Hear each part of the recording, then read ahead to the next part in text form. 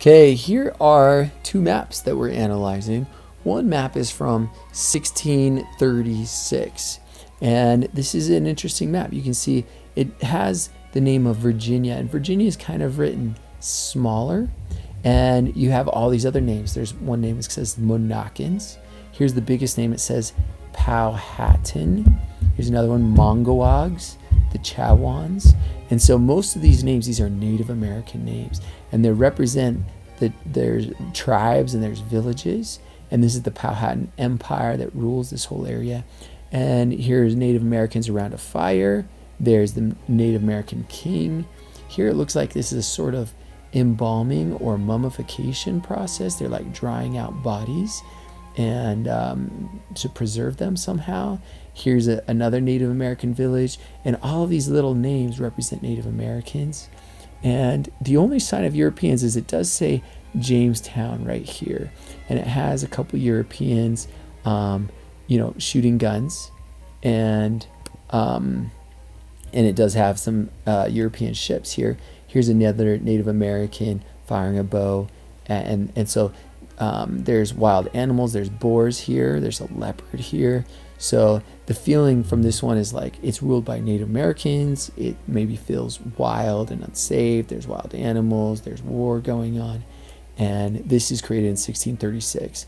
So Jamestown's been around for about 30 years when they created this map. Here's another map. This is 15 years later, and it's supposed to be the same exact land. You can see right here is the Chesapeake Bay. Here's the Chesapeake Bay in this map. So it's this one's a little bit more zoomed in, this one's a little bit more zoomed out. And there are almost no Native American names, except for Chesapeake itself. But Virginia is written big.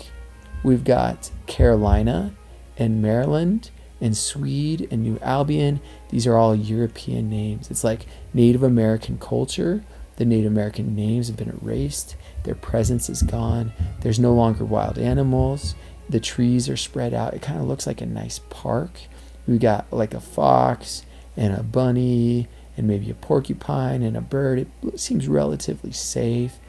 And that's that's colonization. Colonization is you conquer the land and you make it into your home. And so this is what the Europeans are doing. They're changing the names. They're trying to turn them into farms and villages that are more European, and they're putting Native Americans on reservations. And just another note, they think that just beyond the mountains, these are the Appalachian Mountains, and you would get to the Sea of China. So they're thinking still kind of like Columbus, like if we just go a little bit west, then we will arrive in China.